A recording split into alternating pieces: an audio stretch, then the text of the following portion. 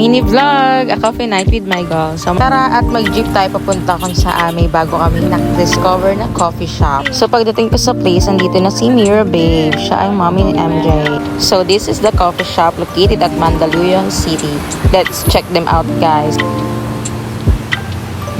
Ang pangalan ng coffee shop ay Degree C Cafe and Roastery dito lang sa may Shaw Boulevard, Mandaluyong. Alas 8 na, nasa biyahe pa yung isa namin kasama. Hanggang 9 PM lang to sila. Pero buti na lang ay magkapit-bahay lang sila ng Starbucks. Kaya naglakad na kami ni Mira at nagkwentuhan na rin. Sa sobrang tagal ng isa dyan, napadaan muna kami 7-Eleven para bumili ng pagkain. So ito pala ang itsura ng Starbucks dito sa may Mandaluyong City, di ba? Very aesthetic. And after 49 years, dumating na rin po siya.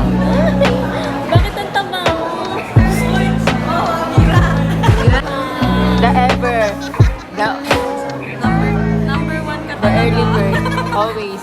Always number one. Number Di ba kayo one. more? Ito na nga, pipila na. So after namin pumili, ayan, magbabayad na kami sa Tignan mo cashier. kayo, ikaw lang tabi.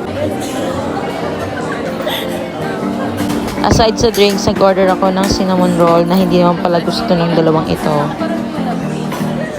Yun na nga, after 55 years, nakapag-settle na rin. Ang tagal na rin namin hindi nagkikita, guys. So medyo matagal-tagal itong pagkikwentuhan namin.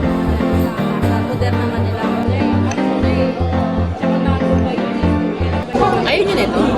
Ikipita mo. Alam mo wala, tinayin ng cinnamon roll pero hindi ng SB. Hindi ko bet kasi baka yung natikman mo yung sticky. Ito kasi hindi eh. Yung cinnamon kasi na tinitikman ko lang. Yung cinnamon na ah, yun yung may pagka-sticky. May pagka-sticky na cinnamon sila tuloy. Oo, yung may ano, Pinauman may cream. Pinainit mo. Ganito talaga siya kasi ano, pangat na to.